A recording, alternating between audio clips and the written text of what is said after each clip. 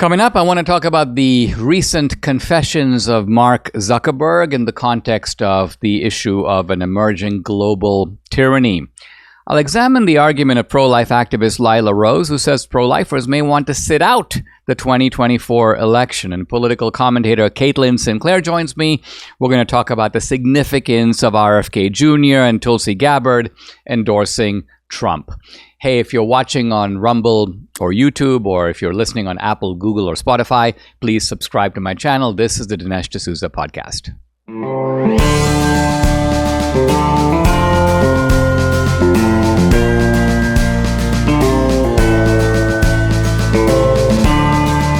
America needs this voice. The times are crazy. In a time of confusion, division, and lies, we need a brave voice of reason, understanding, and truth. This is the Dinesh D'Souza podcast. I want to talk about the threat of global tyranny, but I want to do it in the context of a new revelation from one Mark Zuckerberg, founder and CEO of Facebook, now called Meta. So Mark Zuckerberg just sent a letter to the House Judiciary Committee. That's a pretty remarkable letter. I was actually tempted to read the letter, but I don't think I'm going to. I'm going to just give you some of the key aspects of it. The first one is that he says, well, I'll read you a few sentences of it. In 2021, senior officials from the Biden administration, including the White House, repeatedly pressured our teams for months to censor certain COVID-19 content. And here's an interesting little phrase, including humor and satire.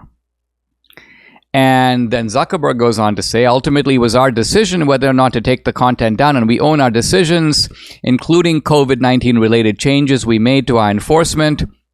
He goes, I believe the government pressure was wrong, and I regret we were not more outspoken about it. And he says we made choices that with the benefit of hindsight we wouldn't make today. And he says that we are not going to fall for this again. We are ready to push back if something like this happens again. Now, that's only the first part of the letter. So the letter begins by saying, the Biden-Harris administration pressured us. We succumbed to that pressure, although we were also responsible ourselves because we made decisions. We censored Americans. And then, in an interesting turn, he discusses the Hunter Biden laptop story. And he says, yeah, we were guilty. We throttled it. We throttled the Hunter Biden laptop story intentionally, even though we now realize that the laptop was authentic. So what is actually going on here?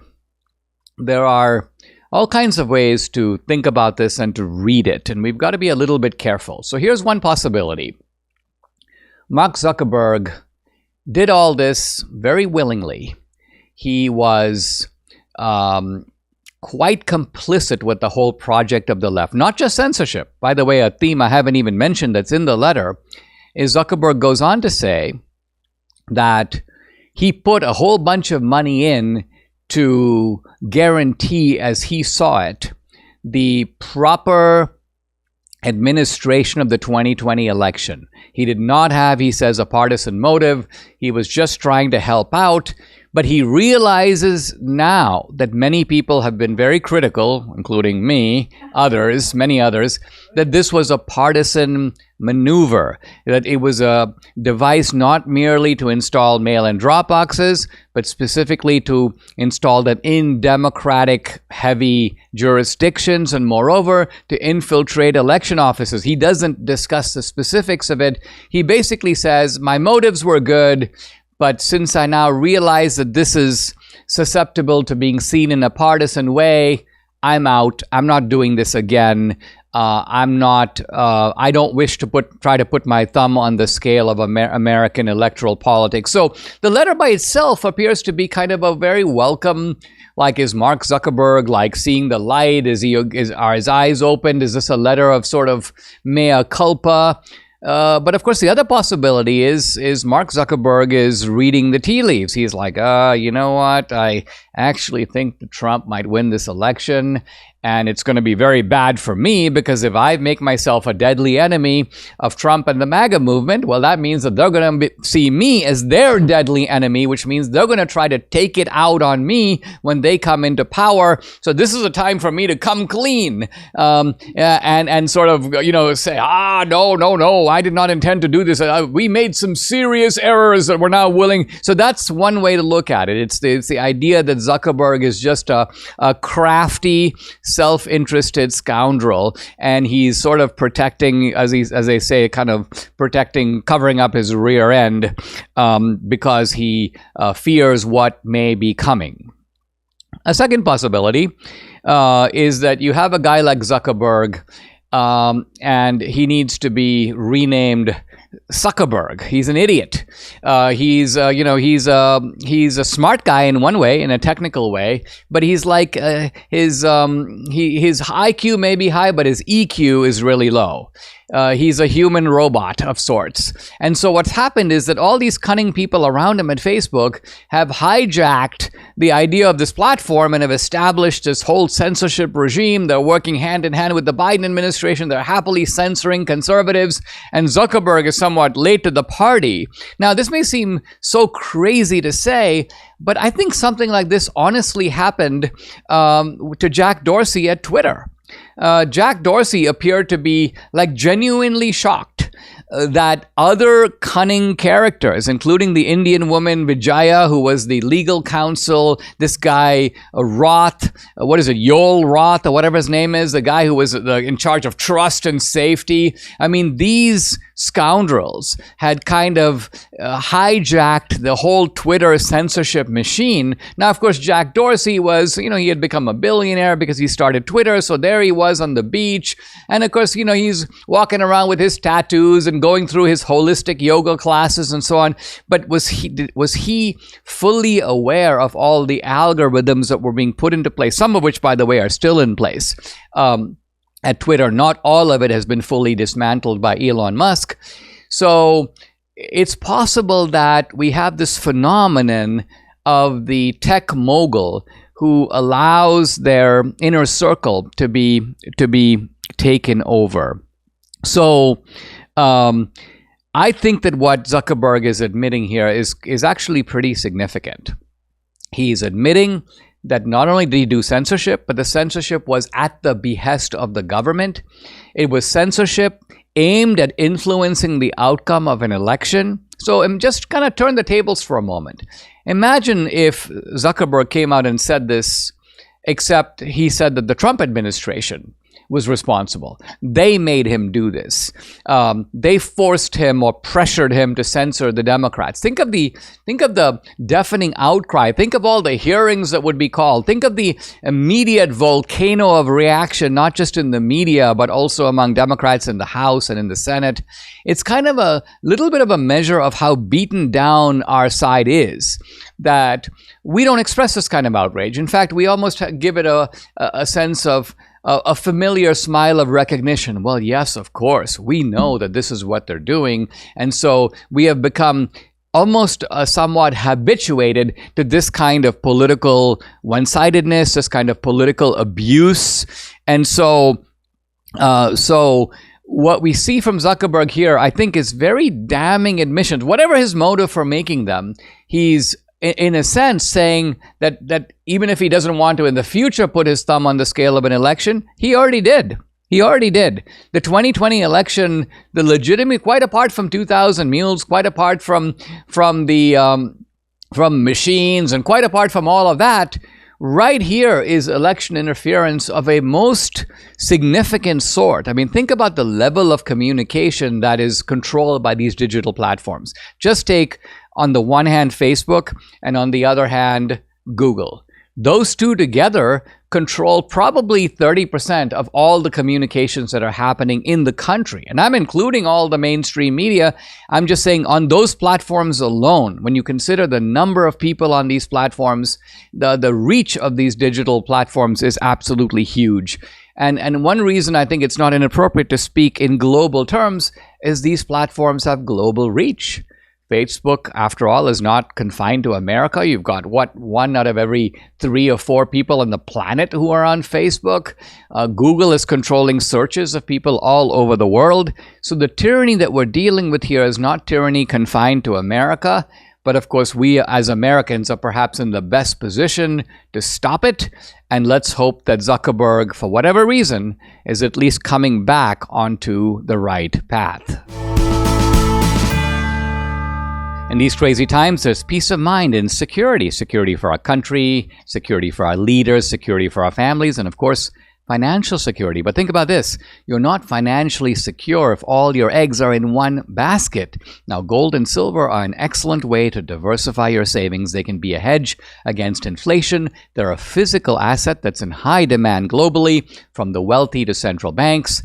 And through my friends at Birch Gold Group, you can own physical gold and silver in a tax-sheltered retirement account. That's right. You can diversify an old IRA or 401k for no money out of pocket into an IRA in gold and silver. This is one thing you can do to secure your family's savings. Text Dinesh to 989898. You'll get a free, no obligation information kit. Learn the role that precious metals can play in your overall savings strategy. Again, text Dinesh to 989898. Birch Gold has an A+ rating with the Better Business Bureau. Thousands of happy customers. You can trust Birch Gold like Debbie and I do. Text Dinesh to 989898. Are you feeling overwhelmed by the increasing cost of health insurance? Have you had enough of not having control over your healthcare dollars? Introducing ShareRight. It's healthcare done the right way. At ShareRight, you're not just a number, you're part of a caring community. And forget about paying excessive premiums. With ShareRight, you stand to save 30 to 50% compared to health insurance. So think about what you could do with all those savings. But it's more than just savings. ShareRight ensures you have access to the care you deserve precisely when you need it, from routine checkups to unexpected emergencies. With ShareRight, your healthcare is their top priority. Empower yourself today by taking control of your healthcare costs. Visit shareright.org/Dinesh to learn more. See how much you can save. Visit shareright.org/Dinesh. That's shareright.org/Dinesh for healthcare done the right way. I want to speak briefly about a somewhat nasty and acrimonious dispute that has arisen on the right over the pro-life issue. J.D. Vance was being interviewed on Meet the Press, and he was asked whether he would veto a national abortion ban. And J.D. Vance said, yes, we don't support a national abortion ban. We think that the issue, in effect, should be left to the states. Now, this brought a pungent rebuke from Lila Rose, noted pro-life activist. If you don't stand for pro-life principles, you don't get pro-life votes. Now, this is a kind of a troubling statement because it seems to be saying that pro-lifers, it seems to be an advocacy of pro-lifers to maybe sit out the election. You don't get a pro-life vote. I don't think the pro-lifers are going to go vote for Kamala Harris or for the Democrats when they have mobile vehicles performing abortions at the Democratic National Convention. But I think Lila Rose is saying that there's a kind of a line. If you're not committed to at least the eventual outlawing of all abortions, you're not a true pro-lifer. So this is kind of what the issue is all about. And it's too big an issue for me to try to resolve in a single stroke. I think I'll be saying more about it in the days ahead. I just want to address a specific post that's put up by someone who's a very good and an eloquent pro-life advocate. Her name is Anna Lulis, Anna M. Lulis, at Anna M. Lulis on X. And she says this, in quote marks, abortion should be left up to the states. That's the Dobbs decision. That's the implications of overturning Roe. She says that is equivalent to, quote, slavery should be left up to the states. And then she comments, morality doesn't change by state lines. Abortion is wrong. Ban it. Now, this is a very complex issue. And I say complex because when you're dealing with an issue like this, you have three separate threads that have to somehow be pulled together. One is the philosophical or moral thread, namely abortion and slavery are both intrinsically wrong. But then you have, I'm going to call it the legal thread. And the legal thread is, while abortion and slavery might be wrong, what does the law, and specifically the supreme law of the land, otherwise known as the Constitution of the United States, say about it?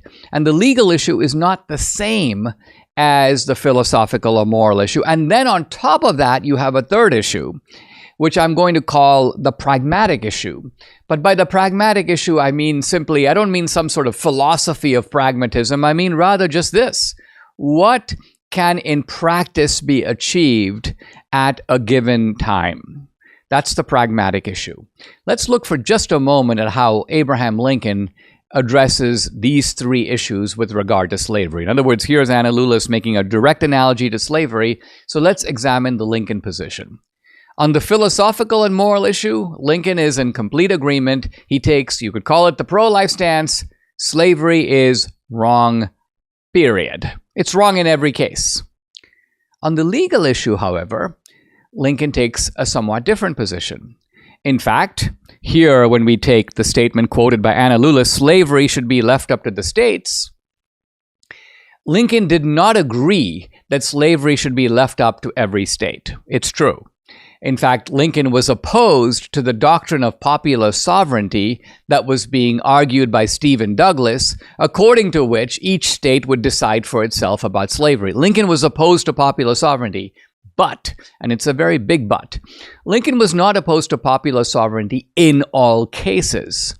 Lincoln agreed that in the South, slavery should be up to the states. Lincoln agreed that in the South, in Alabama and the Carolinas and Oklahoma, those states should decide for themselves if they want to have slavery, yes or no.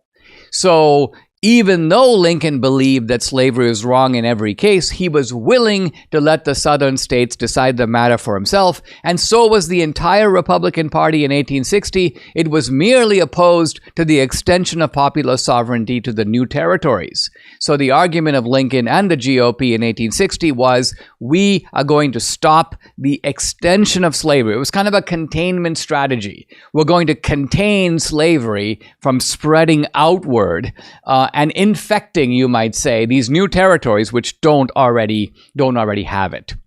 And so we now turn for a moment to the pragmatic aspect of all this. And I think this was Lincoln's real point.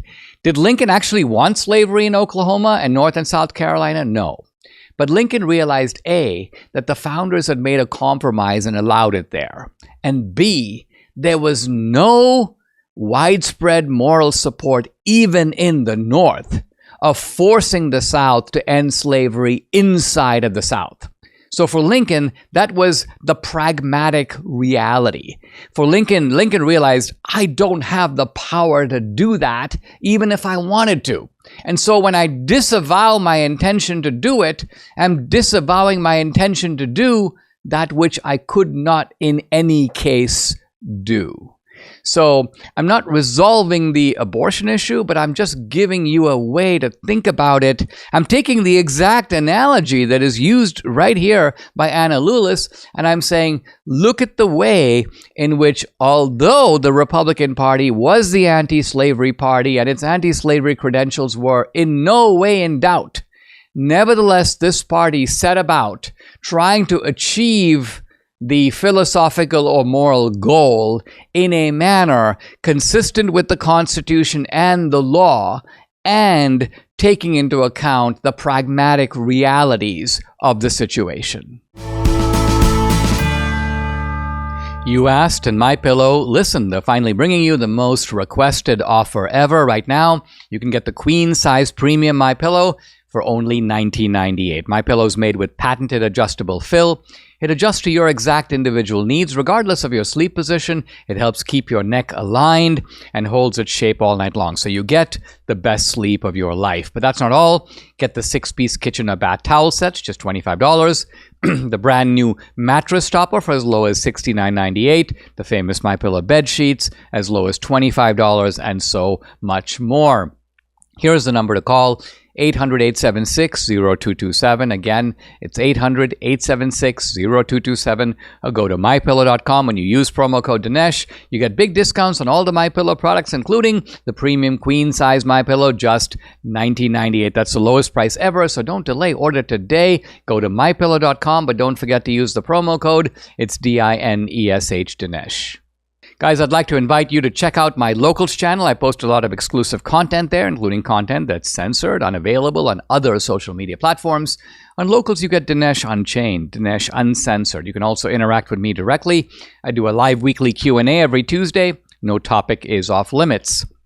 I also have Dinesh's movie page on Locals. 2,000 Mules is up there. The latest film I did last year, Police State, and a new film, big film, coming out this fall. If you're an annual subscriber, you can stream and watch this movie content for free. It's included with your subscription. So check out the channel. It's dinesh.locals.com. I'd love to have you along for this great ride. Again, it's dinesh.locals.com. Guys, I'm delighted to welcome back to the podcast Caitlyn Sinclair. She's a spokesperson for Turning Point Action. The website tpusa.com. You can follow her on social media at @CSinclairTV. And she used to work for One America News Network. She speaks a lot about issues particularly related to the younger generation. Caitlyn, welcome. Thank you for joining me.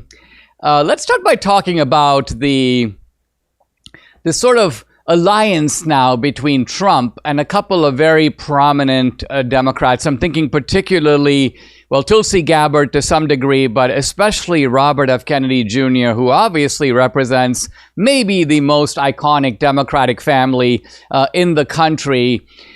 The Democrats themselves are downplaying this. In fact, a Democratic spokesman said something to the effect of, like, good riddance, this guy is like a weirdo, he's a marginal guy. I don't see it that way. I think this is a big development. Do you agree? And what real difference does this make? Yes, Dinesh, I absolutely agree. I think you looked at how the Democrats treated someone like RFK Jr., right? They treated him like a parasite, and Republicans welcomed him with open arms.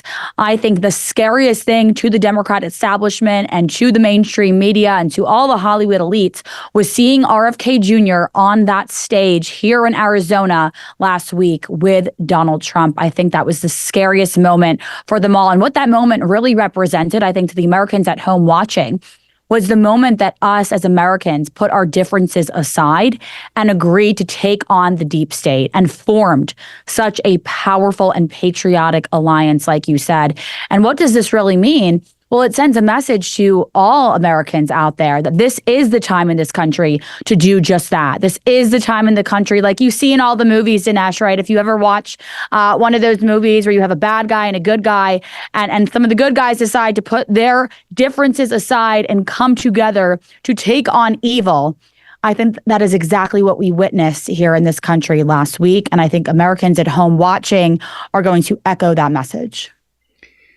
I mean, one of the interesting implications of what you just said is that, you know, for really a generation or more, we've thought of the ideological differences between the two parties as the dividing line in any national election. But I think when you use a phrase like putting differences aside, what you seem to be saying is there's a sort of a reconfiguration here, that there is a kind of wing of the Democratic Party that is on the side of good, and we can ally with them without compromising or giving up our principles. I mean, here's Robert F. Kennedy standing on the Trump stage, speaking to a MAGA audience and being wildly cheered. That means that this is not some kind of a machination by Trump to go, hey, listen, you know, I'm going to split the differences with this guy. I mean, this guy resonates with the MAGA crowd. What does that tell you? Well, I think what it tells us is how, again, you don't need to fit this perfect conservative evangelical mold to be able to come to the MAGA side, to be able to join the Republican and conservative movement. And look, I was at the DNC last week, Dinesh, and there was such a stark difference, not only in the messaging, but just having to witness these protesters, these Democrats, these angry liberals take to the streets protesting, just so angry. And to see the riot cops and the riot gear and all of the extra officers that were called into the city of Chicago last week, protecting Kamala Harris, protecting Bill and Hillary Clinton, protecting Democrats from other Democrats. You did not see that at the RNC, and you don't see that, quite frankly. You don't see Republicans and conservatives attacking each other, right? This is a party that welcomes everybody. And I think for me, and I think for my generation, the messaging coming from RFK Jr. is so inspiring, right? And when you heard the speech last week, I mean, what was so scary to the Democrats about that message? What was so scary about what he was saying? Because the messaging really is what? It's ending and putting a stop to endless wars, ending censorship, reforming our food supply, taking a look at why we are poisoning our children, why so many young adolescents are on antidepressants, SSRIs, can't form a real relationship, can't form a real sentence, or coming out of school with more degrees on paper, but zero life skills, zero life lessons, zero coping mechanisms, while we're also depressed. I mean, these are fundamental questions that we all should be asking. So what was RFK Jr. asking us to do? He was asking us to love our children more than we hate each other. And that is a message that I know resonates with my peers and my colleagues and my contemporaries. And I don't know why it scares the left so much, but I think that's a question we should be asking. I mean, we learned something from this, right? If we made a list of 20 public policy positions, I'm willing to bet that you and I would be on one side and we would disagree with probably Robert F. Kennedy on more than 10. So he would be probably a fairly traditional Democrat on a lot of policy issues. However, policy issues are not equal, right? If you look at the key issues, dismantling the police state, going after censorship, we find that our basic liberties are being threatened here. Look at all the lies that came out during COVID. So on the issues that matter the most, this guy is on the right side. And what I found particularly kind of moving was his recent post where he was giving, as he saw it, a kind of Democrats' perspective on MAGA. So it's one thing for him to say, hey, listen, Trump is going to include me. I'm going to, bring my issues to the table within the MAGA fold. But he was like, MAGA is misunderstood because it's nothing more than reigniting the engines of American optimism, of prosperity, of making your life better than your parents' life was, of creating productivity, of America being an example to the world, but not necessarily the policeman of the world. So he laid all this out, and I'm like, wow, that's about as good an interpretation of the MAGA movement as I've seen come from anyone. I could not agree more. And Dinesh, you and I have talked about this previously, right? What does make America healthy again really mean when you break it down? And to me, like I said, we talked about this previously, there is such a lack of talking about these subjects right now, talking about installing the family unit as a centerpiece in society, right? Talking about God and faith as a centerpiece, once again, talking about how we can all be connected. There is such a loss of connectivity for my generation and for the generation coming up behind me. Everyone feels this overwhelming sense of hopelessness and loss of connection and not forming real relationships. And then, of course, talk about, the chemicals in our food supply, the SSRIs, the antidepressants, birth control, all of the substance abuse that we're facing, why every single college student feels the need to be addicted to one or two vices, Dinesh. And these are all the questions that RFK Jr. is raising and is committed to answering for us. So make America healthy again, make America great again. I think these are absolutely acronyms and phrases that have been misrepresented. And it's because of the mainstream media. It's because of all the noise. It's because of how angry so many on the left are, and the Twitter wars and the TikTok videos that are meant to divide us. And so having someone like RFK standing on the stage with Donald Trump saying, I put my differences aside because I know what's at stake here. RFK Jr., Tulsi Gabbard, and many other Democrats that have left their party, they understand what's really at stake here. Look, Joe Biden walked away from his party in the hopes of saving the party. RFK Jr. walked away from his party in the hopes of saving this country. So, Dinesh, to me, Trump 2024 is no longer a Republican ticket. It is an American ticket. And I think all of your listeners would agree with that. The Democrats, if you really look at them today, seem to have repudiated so much of their kind of old stances. In other words, let's go back and think of what the Democratic Party stood for, not even in the days of FDR, but even LBJ and subsequently through Clinton. It was sort of like, we're fighting for the poor. We're fighting for the little guy. We're against these concentrations of power. In fact, they were very much the anti-war party in the Bush era. They're like, we don't approve of the Iraq war. We're not even sure we like what's going on in Afghanistan. So this is what the Democrats sort of stood for. This was their ideological sort of framework.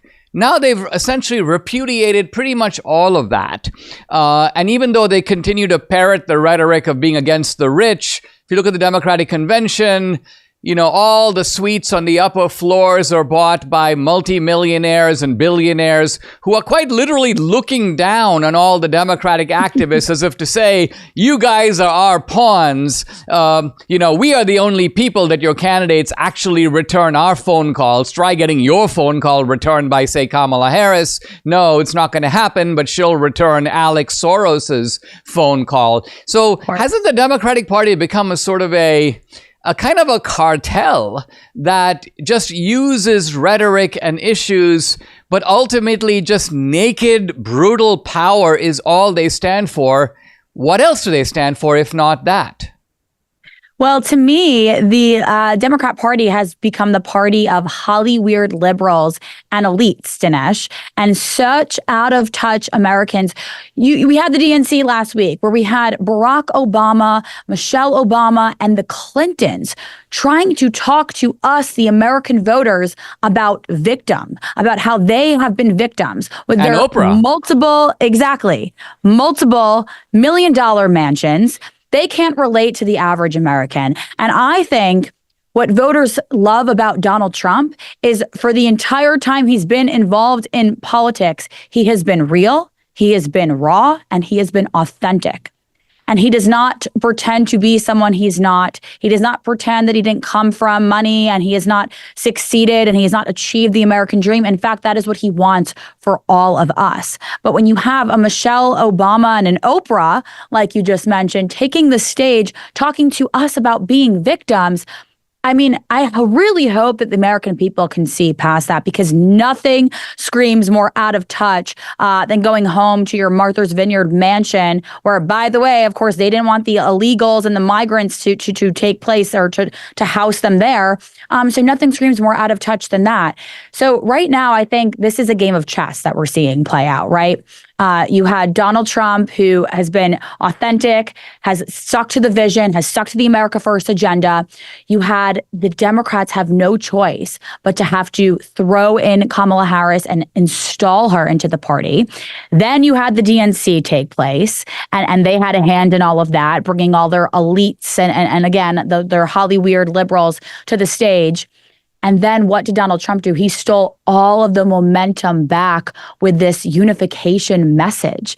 So this is a game of chess that we're seeing play out, and we're running out of time here. So I really hope Americans tuned into the DNC. Honestly, I really hope they did, because when you're sitting at home and you can't afford groceries, you can't afford to fill up your gas tank, and there's a crime rate skyrocketing across this country, you're scared to send your kids to school, I don't think they want to hear from Oprah whining about, again, how this country has done her wrong. Turns out Americans don't want to hear, Dinesh, how bad their country is, how racist their country is, when they're sitting at home facing crises after crises.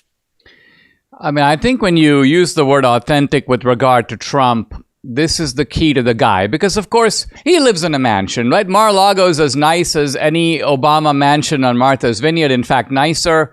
And But the key to Trump, I don't know if you saw the video that was just up on social media yesterday. Trump is in a Vietnamese restaurant, right? And I was trying to imagine a Democratic candidate in the Vietnamese restaurant would probably come dressed up in a Vietnamese outfit, right? They would probably start off with some Vietnamese greeting, right? Then they would congratulate the Vietnamese family for being successful. Since minorities are all downtrodden, they would be shocked and astounded that a single Vietnamese family had managed to pull itself up to success. So you would get all this artificiality, all this stagecraft, all this kind of BS. But here's Trump. He comes in, he's dressed the normal way with his red tie. He looks like Trump. You know, he doesn't do any pandering. He just talks to these guys as if they have something in common with him, which is they're Americans. He speaks that kind of American language that he could have given the exact same remarks in a completely different venue, having nothing to do with the Vietnamese, and it would be the same message. And there's something very kind of endearing about that because Trump is clearly not putting on an act. That's right. Again, Donald Trump has stuck to the same agenda, which is America first, the same vision, which is making this country safe and secure once again. And my favorite thing, Dinesh, about the Democrats, and we witnessed this last week, is there multiple accents. I mean, come on, we have to love that. Kamala Harris seems to have multiple accents. We had Barack Obama last week having multiple accents on the DNC stage. So that's my favorite part. And then the flip-flopping, the hypocrisy.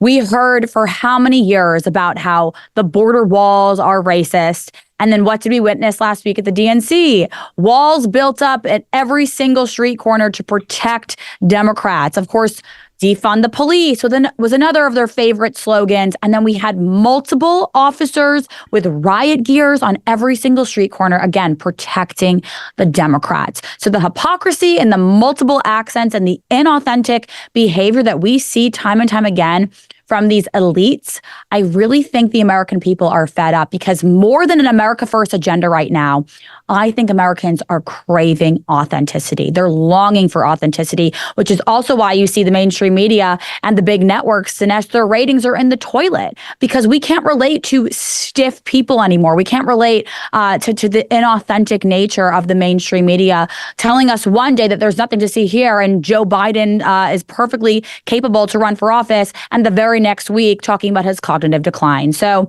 there's a lot of problems here with trust and just craving those authentic conversations. And yes, Donald Trump can walk into a restaurant and connect with people because at the end of the day, Democrat, Republican race, we are all the human race, and no one better understands that than Donald Trump. Good point, Caitlin. Guys, I've been talking to Caitlyn Sinclair, the Turning Point spokeswoman.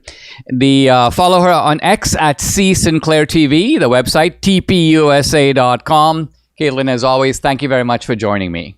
Thanks, Dinesh. We're in Chapter 9 of Booker T. Washington's Up From Slavery. And when we left off, Booker T. Washington was expressing a certain degree of satisfaction at having repaid a loan that he got from General Marshall for $250. And Booker T. Washington comments now about this business of loans because very often Tuskegee is struggling. They need money. There's a building under construction. They've got to do repairs. And so they have to borrow money. And borrowing money is not a bad thing, but for Booker T, borrowing money is a very serious business. In fact, he talks about the fact, he says that before the building was completed, he goes, more than once our hearts were made to bleed, as it were, because bills were falling due. We did not have the money. Perhaps no one who has not gone through the experience month after month of trying to erect buildings and provide equipment for a school when no one knew where the money was to come from can appreciate the difficulties, etc. So this was an issue that played upon his mind. He goes, during the first years at Tuskegee, I recall night after night I would roll and toss on my bed without sleep because of the anxiety and uncertainty we were in regarding money. But, says Booker T. Washington, the fact that they were engaged in this enterprise, he approached it with hope, but he also approached it with pragmatism. The key to taking loans is making sure that you pay them back, and you pay them back on time. In fact, he says that that one of the things he was most proud of at Tuskegee was that the school was building up credit. Now, he doesn't mean building up credit in the sense that we think of, oh, I got a credit score of 800, and that means I can take a massive loan. He means credit in the sense of believability. If you take a loan from somebody for $250 and the guy says, listen, I want to make sure you pay it back in a year, and you pay it back in 9 months, guess what? That $250 is always going to be available to you, because the next time you go to that guy, he's going to be like, oh, sure, the last time you paid me back even before the loan was due. So Booker T. Washington quotes a man named George W. Campbell. He was one of the men, remember, that Booker T. said, I trust a black man and a white man. This was the white man. And he says that George Campbell told him, Washington, always remember that credit is capital. And what he means is exactly what I just said, which is that when you have good credit, almost think of credit here as credit and debit. And think of credit here not in economic terms purely, but in moral terms. Someone is crediting you with something, and what is that something? Trustworthiness, reliability, diligence, industry. So credit is capital in the sense that credit builds up your reputational goodwill. And that's the point, I think, that Booker T. Washington, he realizes that not just for himself, not just for Tuskegee, the school, but for the black race, for the whole group, you've got to build up credit. And that means what he wants to do is he wants the black citizens of Tuskegee, and indeed of the country, to show the country, hey, listen, in freedom, we are of service to you meaning to the nation. We are a net plus. You need to look up to us because we are doing good work that is helping all of us included, but you also. And so this is Booker T. Washington's vision. And notice that he has the vision in the broad sense, but he puts it into effect at the granular level. In other words, he lives by it. He pays his debts. The school pays its debts. And so it's Booker T. Washington is not like some of these guys who are sort of, you may say, preach about virtue, but are not exemplars of it. He clearly is an exemplar of it also. The first animal that the school came into possession of was an old blind horse given to us by one of the white citizens of Tuskegee. Then says Booker T. Washington, perhaps I may add here that at the present time, the school owns over 200 horses, colts, mules, cows, calves, and oxen, and about 700 hogs and pigs, as well as a large number of sheep and goats. So Washington is very aware that he is writing from the point of view of having built a very successful institution. But he's also giving you the account of how this institution begins in very simple and humble ways.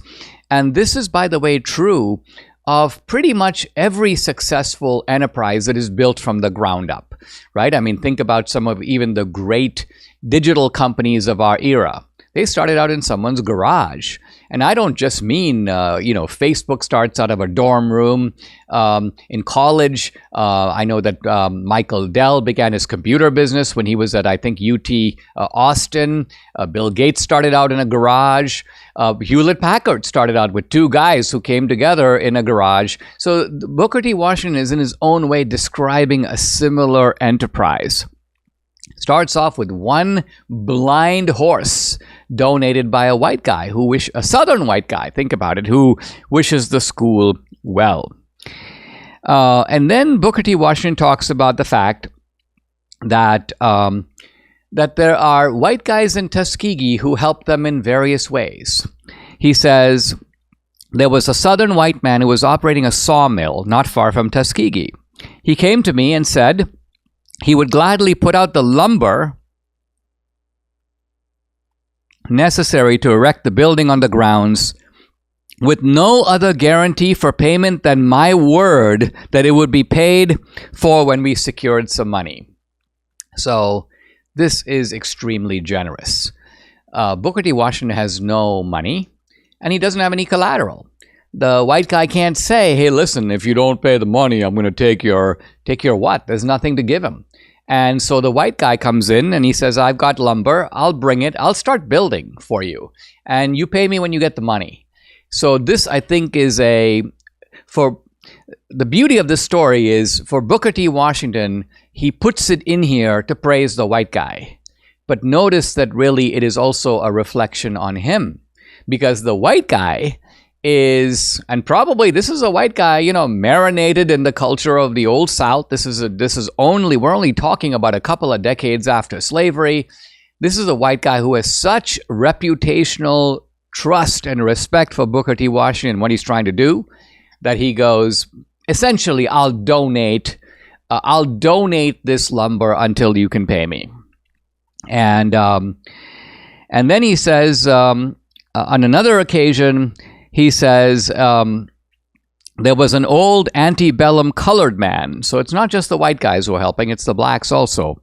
So an old antebellum colored man. What does he mean? He means a colored man who used to be a slave. That's why he's antebellum, ante meaning before the end of slavery, came a distance of 12 miles and brought in his ox cart a large hog.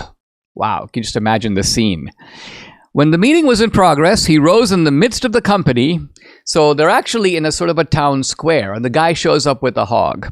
And then he stands up and he says he had absolutely no money which he could give, but he had raised 2 fine hogs, and he had brought one of them as a contribution toward the expenses of the building. And Booker T. Washington, of course, gratefully accepts the gift. So we're talking about people who have very little to give. I mean, think about this guy. He has 2 hogs. He gives 1.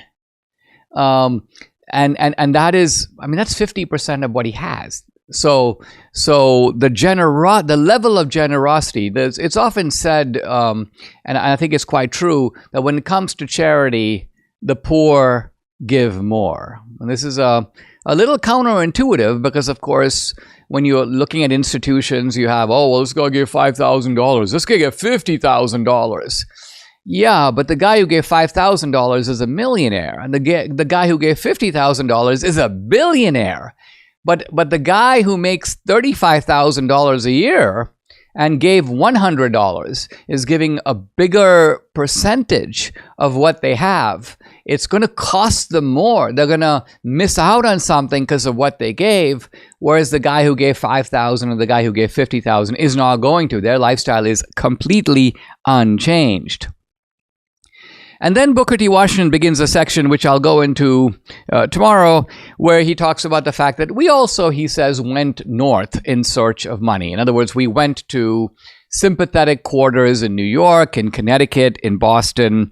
And Booker T. Washington's point man, or point woman, I should say, for this, is his future wife, Miss Davidson. It's kind of funny, but Debbie was looking up Booker T. Washington. She goes, well, Dinesh, he had three wives. And I was like, what? And she's like, yes. And it turns out, and this is actually addressed a little bit later in the book, Booker T. Washington marries a black woman, but she gets sick and dies.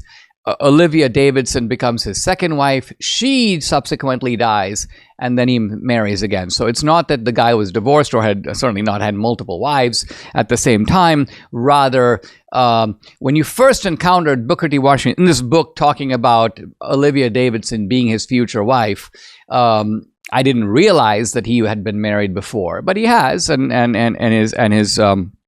his wife dies. But he's describing now how Olivia Davidson becomes the emissary of the school to potential well-wishers and donors in the North. And he goes on to describe the kind of painful business of raising money and how difficult it is to do, even for a worthy cause, and yet how gratifying it is to find people who have no stake in the matter. You've got people who live elsewhere. They're not going to come to Tuskegee. Their kids aren't going to go to Tuskegee.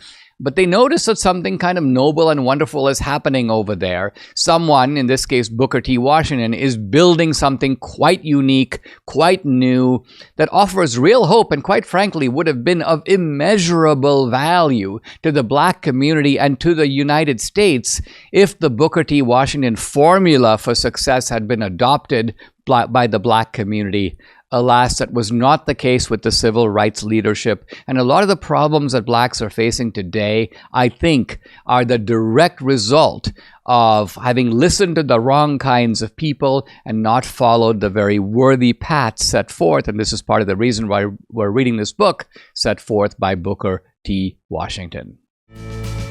Subscribe to the Dinesh D'Souza podcast on Apple, Google, and Spotify, or watch on Rumble, YouTube, and SalemNow.com.